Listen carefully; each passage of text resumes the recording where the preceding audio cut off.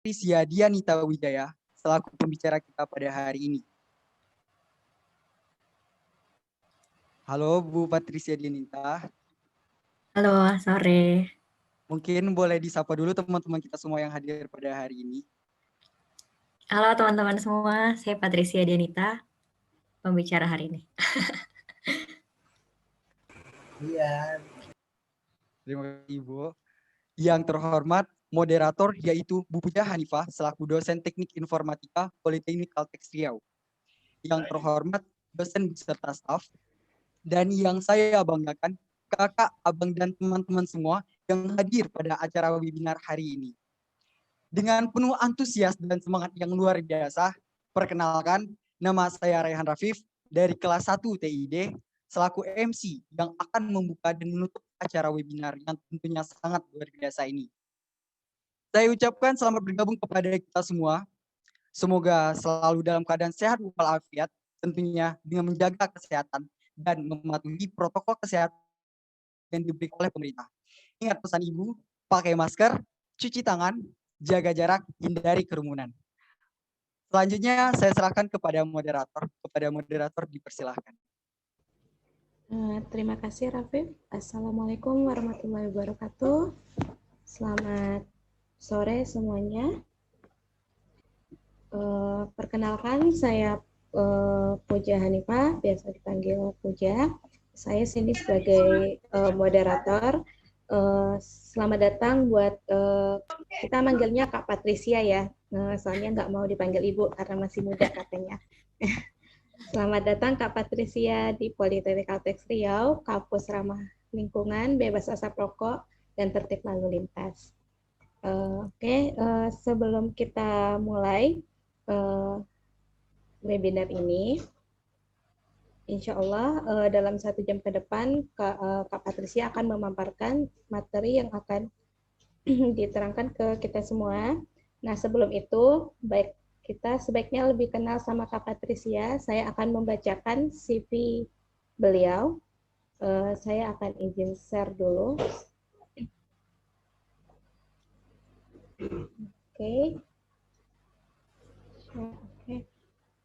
Oke, ini saya akan bacakan CV Kak Patricia. Kak Patricia bernama lengkap Patricia Dianita Wijaya.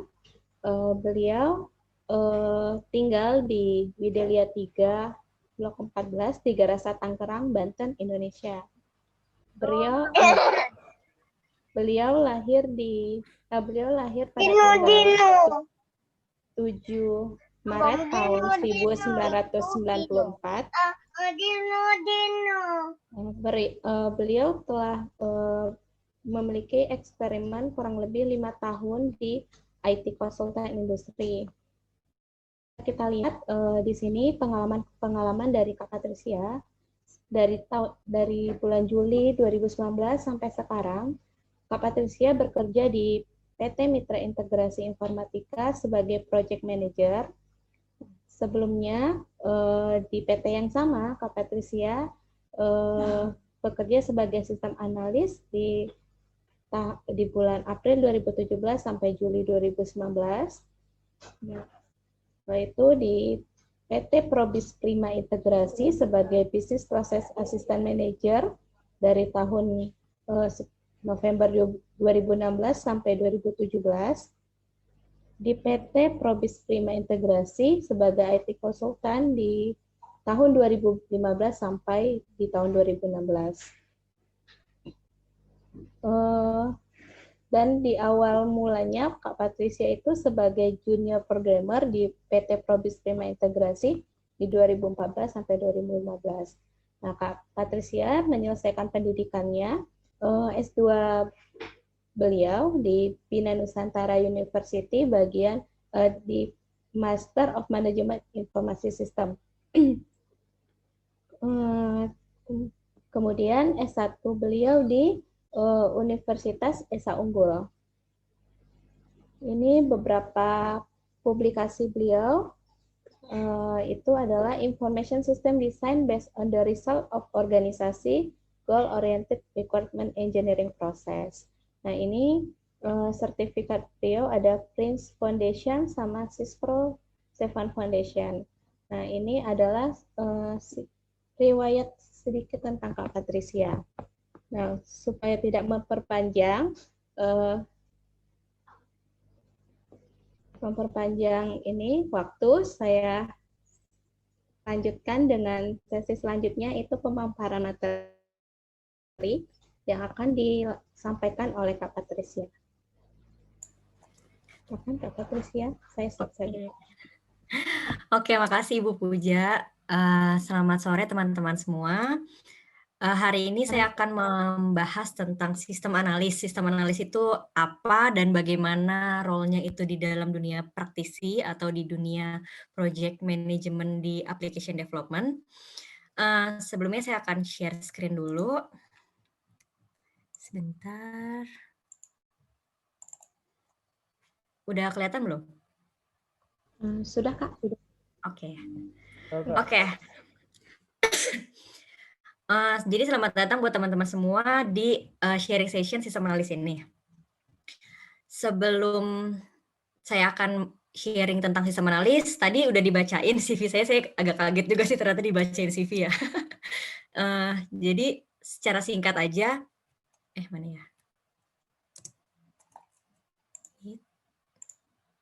Nah, ini garis besar dari background saya. Nama saya Patricia Denita Wijaya, Eskom MMSI. Tadi sudah dibacakan background-nya. Jika teman-teman mau keep in touch dengan saya, bisa lewat sosial media di LinkedIn Patricia Denita atau bisa di Instagram juga Patricia Denita. Nah, langsung lanjut ke materi utamanya aja. Apa sih sistem analis gitu ya? Sistem analis itu adalah salah satu role di dalam project management pembuatan aplikasi. Jadi project-project yang pembuatan software gitu ya. Sistem analis itu adalah salah satu role yang kerjanya itu di awal. Dia menginisiasi sebuah project, menginisiasi sebuah pekerjaan software development, dan menghantarkan project itu ke technical gitu. Nah, untuk mendrive pemahaman teman-teman tentang sistem ikut saya tunjukin diagramnya gitu ya. Biasanya kalau misalkan di project besar, di project-project perusahaan, sebuah project itu diawali oleh bisnis analis. Bisnis analis itu adalah role pertama kali yang ada di dalam project tersebut, yang kerjaannya itu mengumpulkan kebutuhan si project tersebut, tapi dari sisi bisnis. Jadi dia akan datang dari vendor nih, si bisnis analis ini akan datang ke customer, dia akan tanya-tanya, akan wawancara. Project ini atau aplikasi ini tuh Ibu butuh untuk apa? Perusahaan butuh untuk apa? Secara bisnis, itu kebutuhannya apa? Scope-nya apa? Terus goals-nya apa gitu? Apa sih masalah yang mau dipecahkan dengan adanya project ini kayak gitu? Nah, si bisnis analis itu akan menggali kebutuhan tapi dari sisi proses bisnis gitu ya. Jadi dari atas. Dia akan membatasi kebutuhan-kebutuhan dari sisi bisnis, dan nanti kebutuhan yang sudah dia dapat, itu dia tuang ke dalam dokumen namanya Business Requirement Document. Kalau nanti kalian kerja, itu namanya biasanya kita ngomongnya BRD gitu, dokumen BRD. Nah, nanti si bisnis analis itu setelah dia menuangkan ke BRD-nya disusun, dibungkus gitu ya, baru dikasih ke sistem analis. Itu menjadi modal si sistem analis untuk melakukan penggalian kebutuhan lebih lanjut tapi dari sisi fungsional gitu. Jadi si sistem analis akan baca nih, di BRD itu dijelasin bahwa proses bisnisnya ini kayak gini. Kebutuhannya dari hulu ke hilir seperti ini, kebutuhan bisnisnya seperti ini, maka dia akan menggali kebutuhan secara fungsional dan teknikal untuk software tersebut ke customer. Jadi 2 kali jalan. Yang pertama, yang jalan pertama kali itu bisnis analis untuk menggali bisnisnya, sistem analis baru akan jalan untuk menggali fungsionalnya. Gitu. Nanti si sistem analis setelah dia menggali fungsionalitas dari si project tersebut akan dituangkan ke dalam dokumen namanya Functional Specification Design. Kalau di dunia kerja bakal sering dengar namanya FSD gitu. Mana dokumen FSD-nya gitu. Nah, itu yang ngerjain si sistem analis. Nanti berbekal dari FSD tersebut, si sistem analis akan mengirimkan ke tim teknis. Tim teknis dalam hal ini adalah programmer atau developer, orang yang tim yang kerjanya adalah ngoding gitu ya, bikin aplikasi tapi ngoding. Nah, nanti si programmer itu biasanya sih nggak programmernya ya, biasanya leadernya itu akan membaca dan akan meeting bareng-bareng nih satu tim untuk membahas functional specification design itu. Jadi kalau di dunia kerja saat kalian punya project gitu ya, tidak serta-merta project itu waktu dikasih ke kalian, misalnya Pet, bikin dong, misalnya gue butuh kalkulator nih gitu, gue butuh aplikasi kalkulator. Saya nggak langsung kerjain, nggak langsung coding. Harus ada desainernya dulu yang datang. Si desainernya ini dia menggali kebutuhannya, mau mock-up-nya seperti apa, tampilannya seperti apa, terus data apa aja yang dibutuhkan, baru dikasih ke developernya, ke programmernya gitu. Jadi programmer tidak akan terlalu banyak mikir yang apa ya, persepsi dia sendiri, karena dia harus based on dokumen, kayak gitu. Itulah fungsinya sistem analis di project application development. Lanjut, nah ini dia daur hidup software development. Kita sebagai orang IT gitu ya, orang komputer, itu kan kita mempelajari namanya software development life cycle atau SDLC. Waktu kalian kuliah itu kalian akan pelajari ini dan kalian akan bingung ini kapan sih diterapkannya. Padahal waktu kalian kerja nanti ini benar-benar akan diamalkan gitu ya. Berdasarkan SDLC inilah project itu akan berjalan kayak gitu. Nah, di dalam SDLC itu ada apa aja sih? Kalau kalian baca-baca di internet atau literatur-literatur lain, itu biasanya memang ada beberapa poin yang berbeda. Tapi secara garis besar, poin-poinnya demikian. Yang pertama adalah planning, yaitu perencanaan. Perencanaan bagaimana software development itu akan dijalankan. Setelah perencanaan dilakukan, maka ada desain, perancangan aplikasi itu gitu ya, didesain, dirancang. Setelah desain sudah selesai, langkah selanjutnya adalah development atau pembuatan aplikasi. Setelah development selesai dilakukan, akan ada proses namanya testing, pengujian gitu ya. Jadi diuji developnya bener gak nih gitu, sesuai gak. Setelah diuji, dideploy. Dideploy itu kita install aplikasinya, kita kasih ke customer. Gitu. Setelah deployment akan ada maintenance. Maintenance itu artinya memberikan garansi lah istilahnya gitu ya, memberikan garansi masa-masa di mana stabilisasi aplikasi tersebut akan digaransikan kepada customer kayak gitu. Nah, di tahapan SDLC ini, di tahapan software development lifecycle ini, sistem analis itu perannya ada di mana sih gitu. Nah, peran sistem analis yang paling utama di dalam SDLC itu adalah di tahapan desain. Karena si sistem analis ini kan dia datang ke customer, lalu dia akan bertanya kebutuhannya seperti apa secara fungsional, lalu sama dia dituangin ke dalam dokumen namanya FSD, tadi Functional Specification Design. Kadang ada juga beberapa perusahaan yang nggak cuman kerjaannya nggak cuman bikin FSD, tapi juga TSD. TSD itu Technical Specification Design. Jadi ada functional, ada technical, kayak gitu. Nah, selain di desain, selain di tahapan perancangan, sistem analis tidak berarti lepas dari tahapan-tahapan yang lain gitu. Jadi sistem analis tuh bekerja dari hulu ke hilir. Waktu di planning, dia membantu si business analis untuk membuat BRD karena gini. Itu kan aplikasi kita bikinnya ngoding ya. Teman-teman kita ada orang-orang teknis. Makanya si RD ini, si BA ini, business analis ini tidak boleh, kita harus memastikan bahwa dokumen dia itu secara teknis masuk akal gitu. Tidak menyusahkan teman-teman kita yang teknis. Makanya sistem analis berperan untuk mendampingi si business analis saat dia melakukan atau menyusun BRD kayak gitu. Selain di planning, dia juga berperan di development. Waktu teman-teman teknisnya itu ngoding gitu ya, waktu teman-temannya mulai bikin program, si sistem analis ini harus mantengin, harus ada di samping programmer untuk memastikan dan mengawasi bahwa development yang dilakukan oleh teman-temannya itu sesuai dengan apa yang dia desain gitu. Istilahnya kayak kita bangun gedung gitu ya. Kan ada arsiteknya, ada kulinya gitu ya. Ya istilahnya kalau sistem analis itu arsitek lah. Teman-teman yang programmer itu kuli kayak gitu. Jangan sampai kulinya disuruh bikin kandang ayam, dia malah bikin kandang macan kayak gitu. Jadi si sistem analis ini, si arsitek ini harus mantengin kuli-kulinya supaya yang dibikin itu sesuai sama apa yang dia desain kayak gitu. Nah, selain di development, sistem analis juga harus mantengin teman-temannya yang di fase testing atau fase pengujian. Biasanya kalau di pengujian itu nama nama role-nya itu adalah QA. Nah, si sistem analis ini harus mantengin temennya yang QA supaya apa yang dites sama temennya itu sesuai dengan apa yang dia desain, kayak gitu. Jangan sampai keluar dari scope, jangan sampai ada yang kurang, kayak gitu. Nah, di deployment pun sistem analis berperan. Dia tujuannya mendampingi deployment, memastikan bahwa apa yang di-deploy, apa yang diinstal di customer itu sesuai dengan apa yang sudah dia rencanakan gitu. Dan terakhir di maintenance. Karena sistem analis itu tujuannya adalah menggali kebutuhan, otomatis saat masa-masa akhir gitu ya, saat masa-masa stabilisasi itu pasti akan ada banyak permintaan gitu ya. Jadi misalnya dia tadinya minta kandang ayam, ternyata dia minta kandang ayamnya 2 lantai. Dia baru minta di akhir-akhir. Kan sistem analis tujuannya dia mengunci kebutuhan supaya bener gak nih yang diminta sama si customer itu masih bisa kita handle gak, masih kita bisa deliver gak. Kalau misalkan dia minta 2 lantai kan otomatis kayak project baru gitu ya.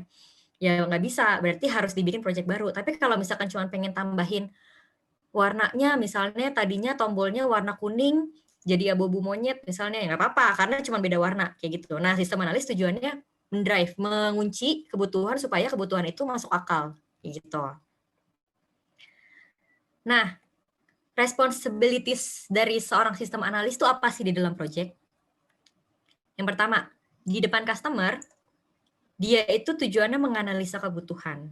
Karena dia datang ke customer, dia nanya-nanya kan, dia wawancara kebutuhannya apa, berarti dia yang menganalisa. Dia menganalisa, dia menilai kebutuhannya, dan dia mendeliver. Mendeliver kebutuhan itu ke customer, kayak gitu. Lalu kedua, di depan project manager, dia memastikan bahwa apa yang sudah dia gali di depan customer itu sudah sesuai dengan kebutuhan customer, dan apa yang dikerjakan teman-teman teknisnya dia itu sudah sesuai dengan kebutuhan, kayak gitu. Lalu selain itu dia juga melaporkan progres dari teman-teman teknis itu sudah sampai mana dari desain dia gitu. Terus meyakinkan project manager bahwa yang dia gali itu sudah sesuai dengan kebutuhan customer gitu. Terus selain di depan project manager dan customer, dia juga punya responsibility nih di depan development team, yaitu dia menentukan pekerjaan apa aja sih yang bisa dikerjakan oleh teman-temannya. Misalnya dalam satu tim itu ada 5 programmer dengan kemampuan beda-beda, ada yang junior, ada yang middle, ada yang senior gitu ya. Nah, nanti dia dan temannya yang technical leader akan menentukan kira-kira si yang junior ngerjainnya apa, menu apa, atau fungsi apa, temennya yang middle ngerjain apa, kayak gitu. Terus mengontrol itu kayak tadi dia mengawasi dan memastikan bahwa apa yang dikerjakan teman-temannya yang di teknis itu sesuai dengan apa yang sudah dia desain dan direncanakan. Lalu mengarahkan itu biasanya sistem analis tuh peran pentingnya tuh dia meeting gitu ya, meeting kebutuhannya itu dikasih tahu ke teman-temannya secara teknis. Jadi kan si sistem analis abis ngomong sama customer, dia cerita sama teman-teman yang teknis, tapi dia bakal ngomongnya secara teknis, jadi diarahkan secara teknis. Kayak gitu. Terus, nah ini peran-perannya sistem analis di depan customer. Yang pertama adalah koresponden langsung selama proses development hingga finishing. Koresponden itu maksudnya dia ngobrol lah sama si customer. Dia yang paling tahu bagaimana cara ngobrol dengan customer, baik secara fungsional maupun secara bisnis. Lalu dia koresponden juga ke teman-teman yang teknis. Jadi dia sebagai jembatan. Dia orang yang bisa ngomong secara normal, secara bisnis, tapi dia bisa juga ngomong secara teknis, kayak gitu. Terus mendeliver dokumen desain fungsional atau FSD hingga disetujui. Nah, kalau kalian nanti udah mulai mengeksekusi role kalian sebagai sistem analis, kan goals-nya adalah membuat FSD. FSD itu harus disetujui oleh customer. Jadi dokumen desainnya itu harus diketahui dan disetujui oleh customer, baru bisa dieksekusi oleh teman-teman teknis, kayak gitu. Lalu yang ketiga, mengawasi proses UAT dan training. UAT itu User Acceptance Test. Proses di mana aplikasinya udah jadi, dikasih nih ke user, biar si user coba, itu namanya UAT. Kalau training itu, kita training ke orang yang akan menggunakan, kayak gitu. Jadi dia mengawasi proses UAT dan training. Yang keempat adalah bertanggung jawab atas kelayakan permintaan tambahan. Gitu. Lalu, perannya si sistem analis di depan project manager, Itu yang pertama memberikan project progress report. Tergantung kebutuhan project tersebut. Bisa aja setiap minggu atau malah setiap hari progresnya dikasih tahu. Harus kasih tahu udah berapa persen nih, udah sampai mana nih, kendalanya apa, besok goals-nya apa, kayak gitu. Itu sistem analis biasanya. Terus yang kedua, konsultasi kendala project. Kalau misalkan ada kendala-kendala yang terkait project gitu ya, terkait internal teman-temannya lah, yang satu males, yang satu rajin, tapi ngomongnya nyakitin misalnya, nah itu harus dikonsultasiin ke project manager. Terus yang ketiga, menyerahkan keputusan atas perubahan yang terjadi. Misalnya ada permintaan dari customer, tapi aneh-aneh gitu ya, yang tadi misalnya tadinya bikin kandang ayam 1 lantai jadi 2 lantai, tapi sistem analisnya nggak bisa ngomong sama customer, harus ngomong ke project manager supaya project manager yang koresponden. Project manager yang eskalasi ke customer supaya permintaan tersebut tuh bisa di-drive kayak gitu. Nah, lalu perannya si sistem analis di depan tim, yang pertama adalah menjelaskan project secara teknis. Jadi bisa bayangin ya, si sistem analis abis dia ngobrol sama customer, ngobrolnya kan otomatis pakai bahasa yang umum lah ya, bahasa orang yang bukan IT lah istilah gitu. Setelah dia ketemu customer pakai bahasa umum, dia harus datang ke timnya ngomong secara teknis kayak gitu. Terus yang kedua, menentukan tugas dan durasi. Kayak tadi, dari 5 orang, siapa yang ngerjain menu apa, siapa yang ngerjain fungsi apa, terus durasinya berapa lama, itu sistem analis juga harus tahu. Terus yang ketiga, memastikan development berjalan sesuai dengan desain dan timeline. Kan dia yang bikin desain, berarti dia harus memastikan bahwa teman-temannya yang teknis itu mengerjakan project itu sesuai dengan apa yang sudah dia desain. Dan sesuai dengan target timeline-nya. Misalnya kan kalau misalkan kita bikin project, pasti ada goals-nya, gue butuh aplikasi ini live bulan depan misalnya, ya itu harus di arrange gimana caranya supaya project itu bulan depan sudah deliver kayak gitu. Terus yang keempat, memastikan kelancaran project. Yang kelima, menjaga relasi. Itu jelas lah ya, karena kan kita teamwork, jadi harus menjaga relasi antar team member gitu. Dan yang terakhir adalah mengawasi development. Nah, untuk menjadi seorang sistem analis nih, skill dasar apa sih yang dibutuhkan gitu ya? Skill dasar yang dibutuhkan untuk menjadi seorang sistem analis yang pertama adalah technical skill. Kenapa technical skill? Karena tadi sudah saya jelaskan bahwa sistem analis itu adalah jembatan antara customer dan tim teknis. Otomatis dia orang yang bisa ngomong secara secara umum, secara manusia normal yang non IT, tapi dia juga bisa ngomong secara IT gitu. Dan dia mendesain, dia merancang. Kalau dia bukan orang yang terlahir dari technical background, bukan orang yang punya technical skill yang bagus, dia akan merancang tanpa melihat aspek secara teknis temennya itu waktu nanti ngoding bener gak, bisa nggak gitu. Jadi kalau misalkan dia nggak desain, dia harus memastikan bahwa apa yang dia desain itu tidak menyusahkan teman-temannya, kayak gitu. Lalu technical skill apa aja sih yang dibutuhin untuk menjadi seorang sistem analis? Yang pertama database. Database-nya itu ya sebenarnya tergantung project sih, kan database macam-macam ya, ada Oracle, ada SQL Server, ada MySQL gitu, tergantung. Dan nggak usah khawatir, yang penting kalian punya technical skill di database, masalah database-nya apapun, itu bisa learning by doing, bisa dikerjakan, bisa dipelajari saat project itu berjalan. Yang penting kalian punya background querying gitu ya. Terus yang kedua programming. Nah, sebenarnya sistem analis itu harus orang yang terlahir dari programmer. Dulunya kalau bisa dia pernah ngoding kayak gitu. Paling nggak dia pernah terjun langsung ngoding di dalam satu project gitu ya. Supaya saat dia mendesain, dia tidak menyulitkan teman-teman yang teknis. Kayak gitu. Terus technical skill yang kedua adalah diagram. Dia harus bisa menuangkan kebutuhan fungsional dalam bentuk diagram.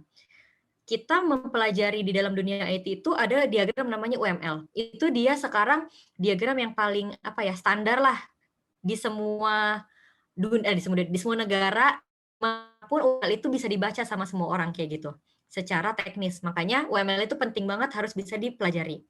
Yang kedua adalah ERD, karena ya kan kita bikin database gitu ya, jadi harus dituangkan dalam bentuk ERD, atau bisa juga data dictionary. Ada juga DFD, tergantung kebutuhan. Yang ketiga adalah desain. Kenapa desain itu saya masukin sebagai technical? Karena sekarang itu desain tuh berkembang terus-menerus gitu ya.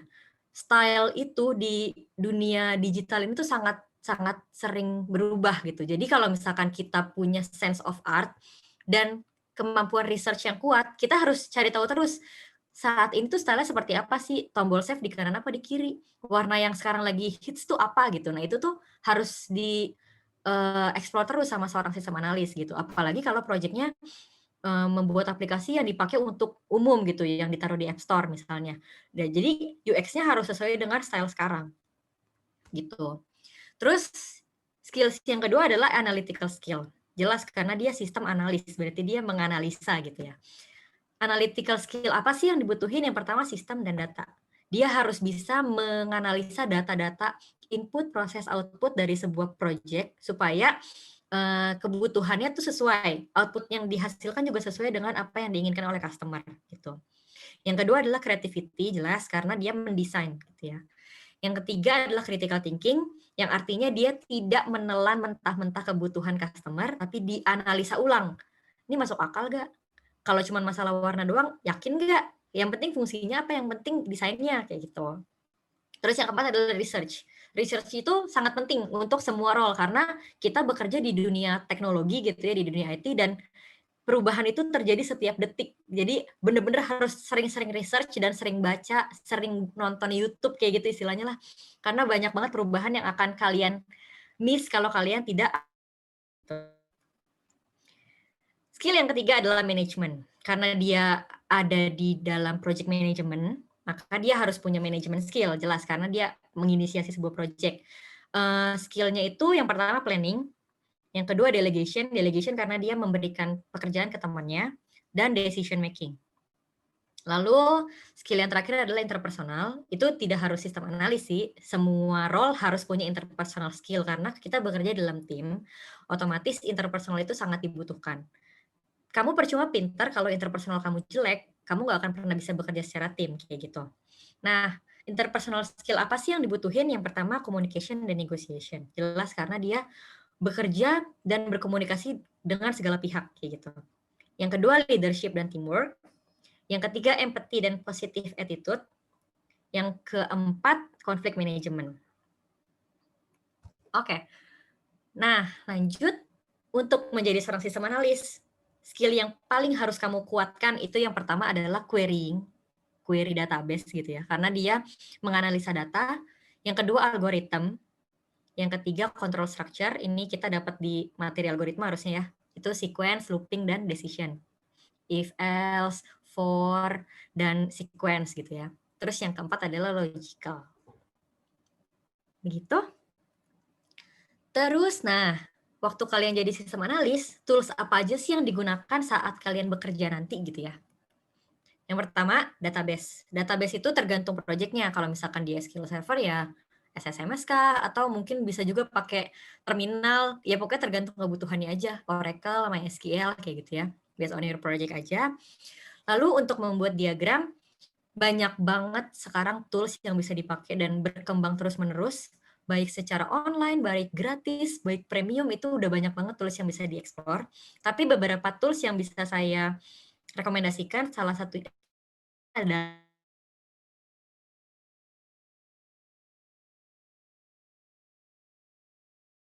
karena sekarang udah banyak banget. Lalu dalam membuat documentation, ya biasalah Microsoft Office gitu ya, banyak Word, Excel, Project, PowerPoint, etc. etc. Lalu saat kalian membuat UI mockup designer atau membuat user interface, user experience gitu ya, itu ada beberapa tools yang bisa saya rekomendasikan.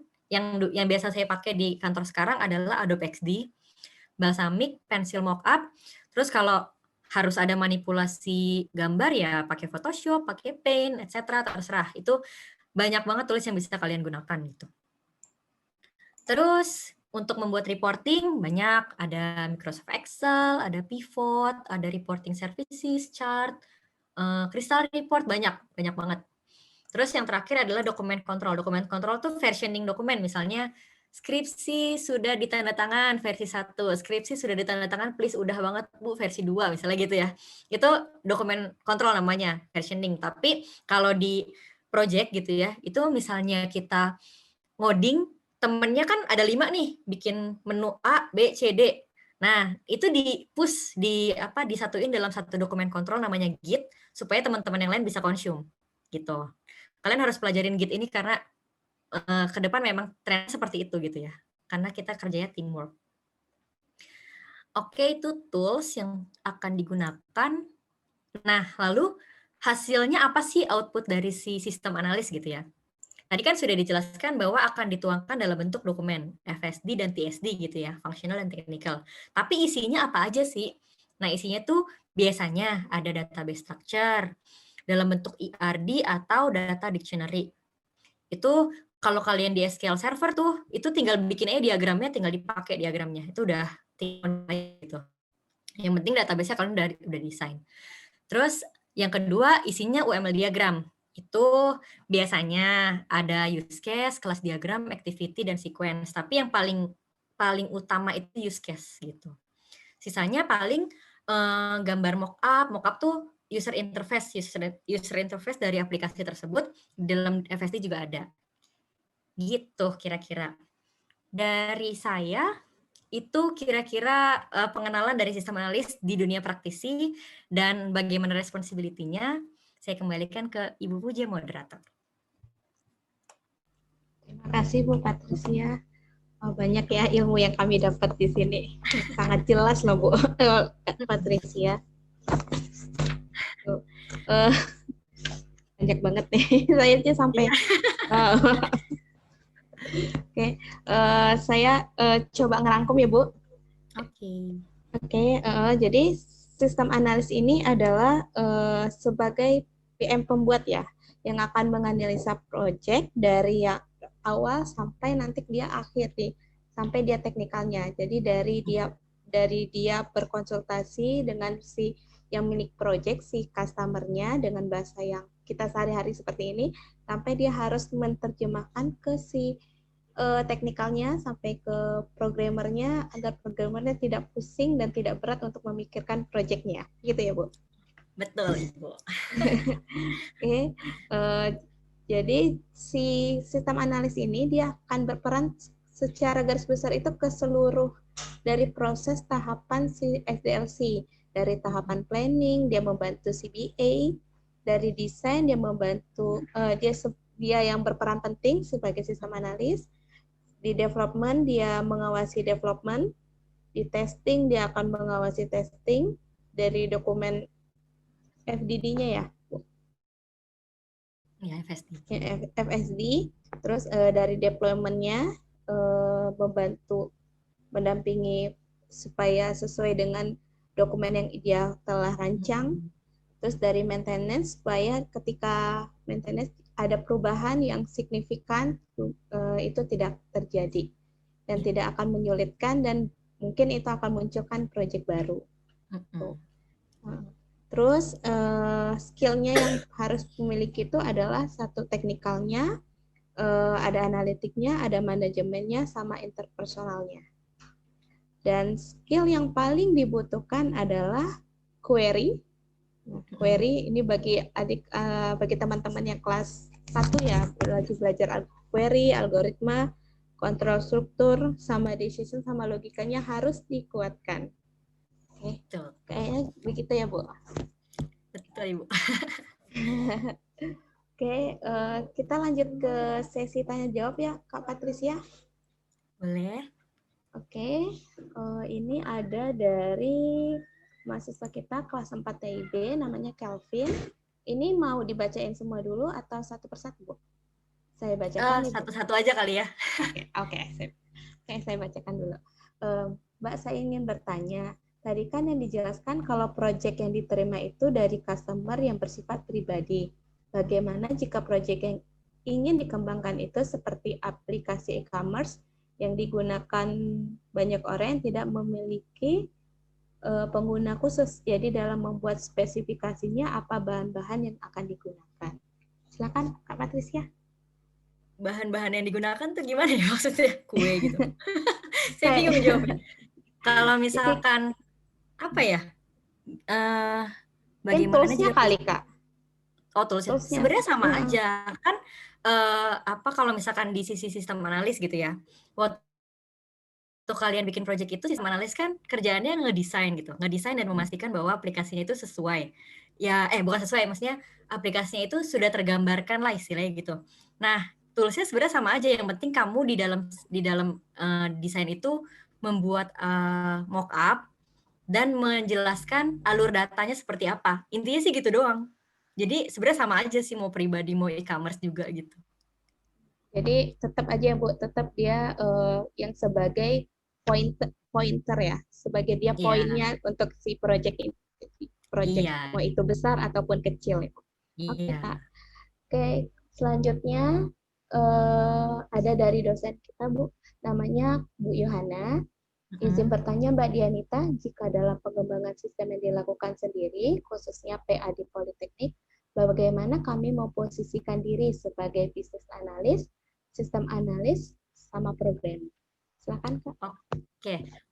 Kalau maksudnya kalangan sendiri tapi tetap tim, diusahakan bahwa dalam satu tim itu tidak semua itu programmer gitu ya. Jadi kalau misalkan nih dibikin studi kasus di kampus gitu ya, ya udah dibikin role aja yang suka ngomong, intinya gitu lah ya. Jadi kita harus tahu karakter masing-masing.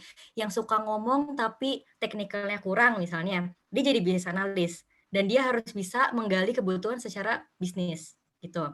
Terus orang yang suka ngomong, teknikalnya bagus, tapi dia pengennya show gitu ya, pengennya dia cari kebutuhan, dia jadi sistem analis. Lalu kalau misalkan dia sukanya cari-cari kesalahan, bukan cari kesalahan lah ya, orangnya teliti, terus suka mengkoreksi, jadi QA, kayak gitu. Terus kalau dia orangnya sukanya introvert nih, kan tipe-tipenya programmer itu orangnya suka di kamar sambil dengerin musik, sambil nonton anime misalnya, sambil ngoding, ya udah itu jadi programmer aja udah. Karena dia tidak berat gitu. Misalkan dia mau jadi role yang di luar, itu dia harus orang yang paling nggak ekstrovert lah ya, bukan introvert gitu. Oke. Makasih Jadi Mbak Dianita tuh maksudnya gini, maksudnya kalau boleh ngomong ya Bu Puja. boleh Bu, Karena silakan kan Bu.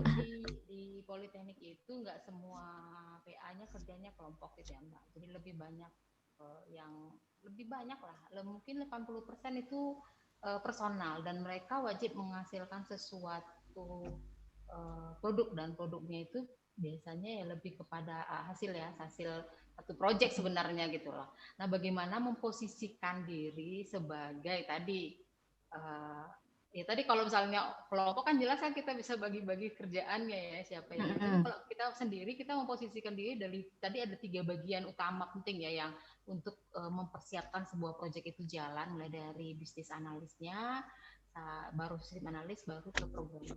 Kira-kira gimana Mbak? Itu supaya teman-teman mahasiswa ini banyak yang saya nggak sanggup Bu bikin begitu, padahal sebenarnya harusnya kita melalui itu semua nanti kan waktu kerja.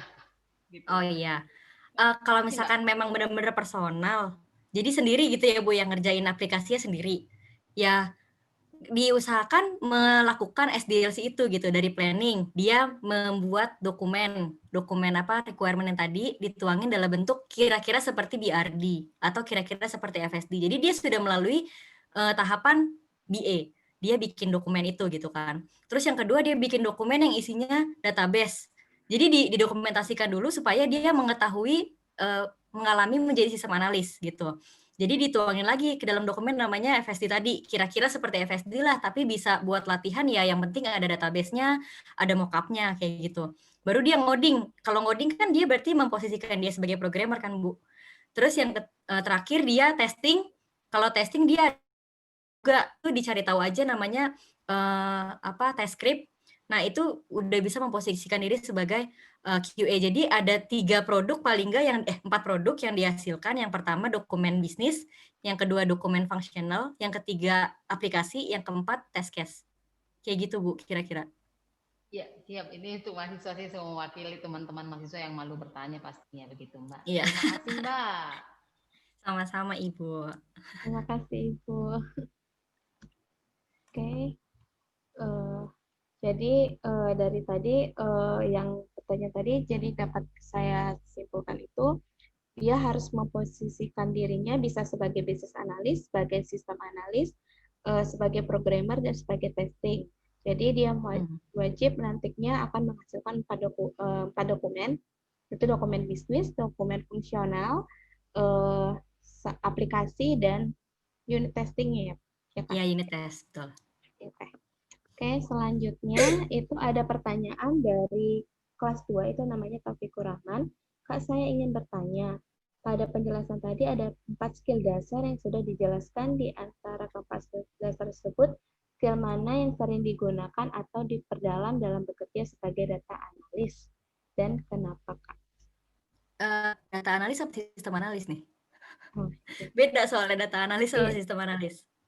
Kalau sistem analis jelas dong analytical dan technical lah, karena si sistem analis ini memang harus orang yang menjembatani antara orang teknis dan orang bisnis gitu ya. Jadi dia harus benar-benar bisa mengerti secara bisnis dan secara teknis. Kalau dia nggak bisa dua-duanya, ya udah belajar dulu jadi salah satunya. Jadi programmer dulu atau jadi BA dulu gitu. Jadi yang skill yang harus yang mana, Kak? Technical dan analytical. Aduh, nggak ada yang paling deh, dua-duanya penting. Oh. Oke, selanjutnya dari Vincent. Kak, izin bertanya, apakah selama Kakak menjadi sistem analis pernah terjadi kesalahan dalam pembuatan proyek? Jika ada, bagaimana cara Kakak mengatasinya? Masalah tersebut. Oh, oke. Pernah dong, bangga nih saya. Pernah jelas. Mempunyai masalah itu sebuah anugerah soalnya.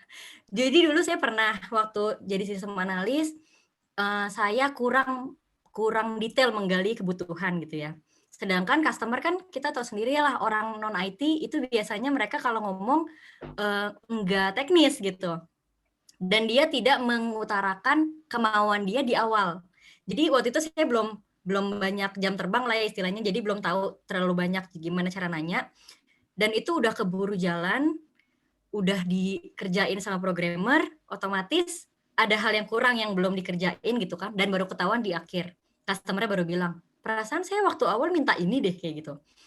Tapi dia udah tanda tangan FSD, jadi kalau kita di vendor IT itu kan kita metodenya waterfall. Waktu kita ngerjain aplikasi, itu harus tanda tangan FSD. Kalau udah tanda tangan FSD, berarti si customer itu setuju bahwa aplikasi itu sesuai, dokumen itu sesuai dengan kebutuhan dia. Kalau dia udah tanda tangan, berarti dia udah setuju gitu ya. Tapi kalau misalkan dia udah tanda tangan tapi masih protes, ya kita ada justifikasi. Nih, ibu kan kemarin tanda tangan, Bu, kayak gitu. Jadi saya bisa lah ngeles. Kalau misalkan ini urgent nih, Bu, ya udah kita bikin fase baru namanya change request atau permintaan perubahan kayak gitu. Itu di mana-mana yang namanya project IT sebenarnya nggak bakal pernah ada yang mulus gitu aja sih, pasti ada change request. Jadi kita akan menyiasati perubahan tersebut ke fase namanya change request, tergantung permintaannya. Kalau misalkan gede banget baru project baru. Tapi kalau kesalahan kita, ya udah paling kita dimarahin gitu. Tapi ya harus ada justifikasi kalau misalkan ternyata itu urgent gitu ya, urgent dan salah kita. Kalau misalkan bukan salah kita ya kita harus justifikasi lagi, Bu ini harus project baru gitu. Begitu kira-kira Ibu. Harus tahu dulu ya, Kak. Jadi Iya. harus sesuai dengan yang dokumen kita tadi. Iya, itu. Selanjutnya dari Roy, Kak izin bertanya, adakah teknik atau tips yang dapat memudahkan dalam menganalisa sebuah proyek yang akan dikembangkan? Oke.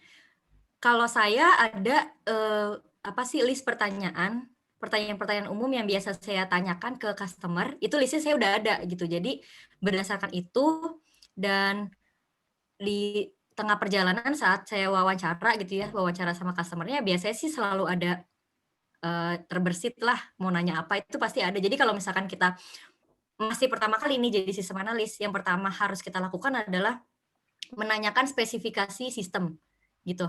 Itu yang paling penting karena itu yang akan mengunci teman-teman kita punya kerjaan.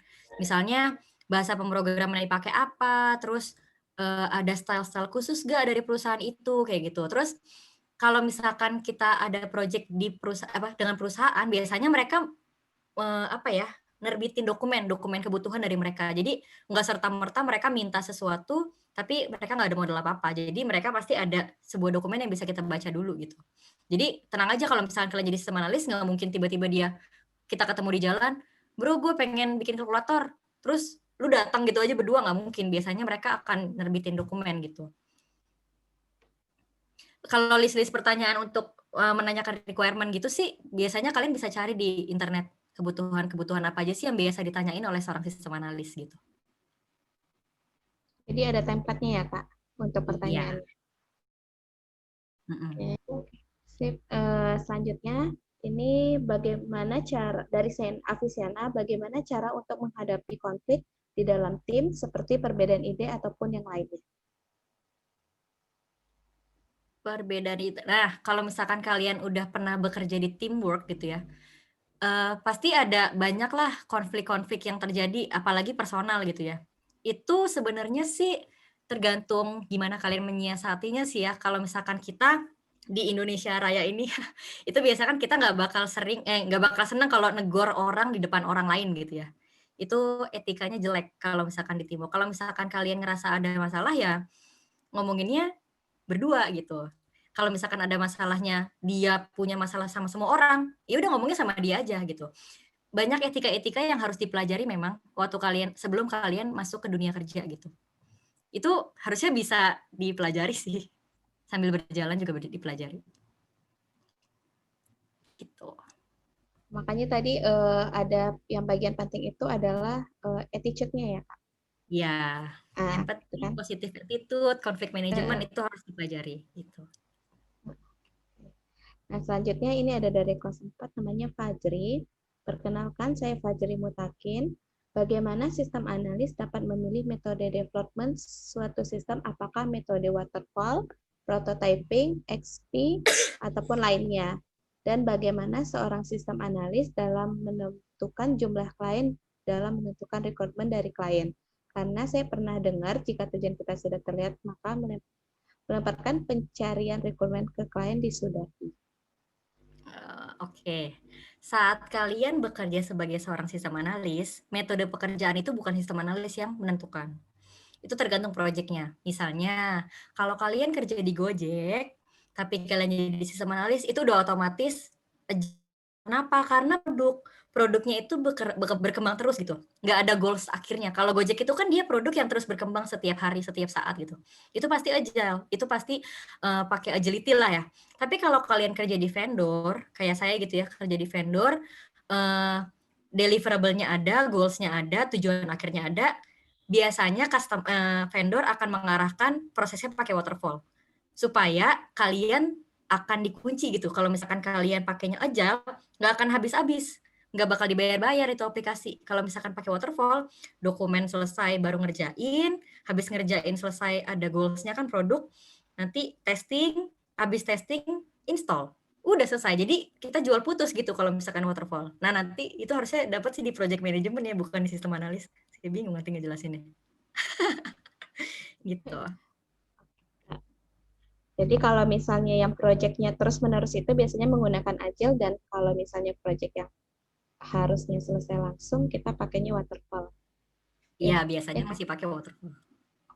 Biar nggak, kalau mau pakai agile kita nggak dibayar-bayar ya. Iya, gitu. Nggak kelar-kelar proyeknya. Nggak kelar, cuma satu proyek ya. Iya. Selanjutnya ada Gina. Oh, mau minum dulu Kak Patricia? Udah belum aus, Bu? Oh, belum. Oke, kita sampai jam 5, tapi pertanyaan masih banyak nih, Kak. Mungkin kita loncat-loncat aja kali ya. Boleh. Perkenalkan, saya Gina dari 4TB. Saya ingin bertanya, tadi ada dijelaskan untuk menjadi sistem analis harus pernah memprogram suatu program. Apakah untuk menjadi sistem analis, seseorang harus menjadi seorang programmer terdahulu? Kalau saya pribadi, iya. Saya pasti bilang iya. Saya akan mau bekerja sama dengan sistem analis yang dulunya programmer gitu. Jadi supaya, karena dia gini loh, dia kan mendesain sesuatu secara teknis. Kalau dia nggak punya pengalaman teknis, agak meragukan ya, dia mendesain berdasarkan apa kayak gitu. Dan dia tahu nggak kesulitannya kayak gitu, karena nanti yang kerjain orang lain loh, orang lain yang kerjanya di teknis gitu. Jadi iya harus, menurut saya ya. Gitu. Jadi harus bertahap dulu ya Kak, biar sampai kayak posisi Kakak ya. Kakak dulu dari junior, dari programmer, lanjut ke sistem analis, baru sekarang sebagai PM ya Kak? Ya, betul. Seperti itu, Ibu. Oke. Jadi harus ada tahapannya, biar ilmunya selalu berkembang. Oke. Selanjutnya ada dari Tengku Muhammad. Kak izin bertanya, apakah selama Kak menjadi sistem analis pernah stres atau stuck pada saat mengerjakan proyek dan bagaimana cara mengatasinya? Stres pernah lah ya kalau stres. Tapi ya gimana ya, namanya juga kerja. Jadi kalau misalkan kita stuck, nggak mungkin sih kalau stucknya itu apa ya, kita kan membuat sebuah aplikasi, aplikasi yang bukan ide baru gitu loh, bukan sesuatu yang kita bikin sendiri. Jadi budayakan googling, kita tuh punya resource yang luar biasa banyak gitu. Baca, makanya baca, jangan jangan kebanyakan nanya, baca dulu, cari, dan pasti nemu, nggak mungkin nggak nemu sih, selama ini sih nggak pernah ada kasus yang nggak nemu sama sekali gitu. Budayakan Jadi, membaca. jadi harus membaca yang banyak, jangan jadi pemalas ya. Ya, betul. Oke, ini kayaknya ini pertanyaan terakhir Kak, karena waktu kita udah 4:57. Izin bertanya Kak, jika kita mendapatkan klien dari luar negeri, bagaimana membuat kontrak proyek yang benar? Atau boleh nggak Kak ceritain tentang bagaimana proyek dengan klien yang jauh dari kita? Terima kasih. Oke, berhubung pandemi sekarang, jadi semua vendor IT pasti online. Dan kita semua sudah terbiasa. Jadi gunakan tools-tools online, misalnya project management tools kayak kalau yang gratis tuh Trello. Kalian harus bisa explore deh, ada Trello, ada Jira. Itu kita kalau mau ngontrol project, itu semua secara online. Sedangkan kalau bentuk kontrak atau bentuk dokumen, semua udah standar sih. Dan paling nggak informasi-informasi yang penting kayak fungsionalnya seperti apa, teknikalnya seperti apa, yang penting tertuang semua, ya, dan pakai bahasa yang ini ya, yang bahasa Inggris gitu. Seharusnya sih itu udah oke sih. Template-nya banyak banget kok, dan project management itu banyak metodenya, ada PMO, ada Prince, dan kalian bisa pelajari dari metode itu mereka mengeluarkan dokumen standar internasional. Kayak gitu. Oh. Dokumen apa tadi Kak? PMO atau Prince 2. Itu mereka ada dokumen standarnya. Gitu, secara internasional. Oke. Sepertinya sudah cukup Kak untuk sesi hari ini ya. Mungkin bisa dicarikan sesi yang lebih panjang untuk kita bisa diskusi lagi karena masih banyak nih yang bakal kita bahas. Untuk teman-teman yang udah nanya, mohon maaf belum bisa ditanyakan. Jadi kalau ada waktu nanti saya bakal coba share ke Kak Patricia. Nanti Kak Patricia akan berikan, nanti bakal kita share jawaban. Siap. Oke, makasih atas waktunya Kak Patricia. Mungkin untuk hari ini sekian. Kita kayaknya butuh dokumentasi Kak. Oke, boleh. Boleh kita nanti capture dulu. Boleh teman-teman hidupkan dulu kameranya. Oke. Saya akan screenshot dulu. Oke, 1, 2, 3.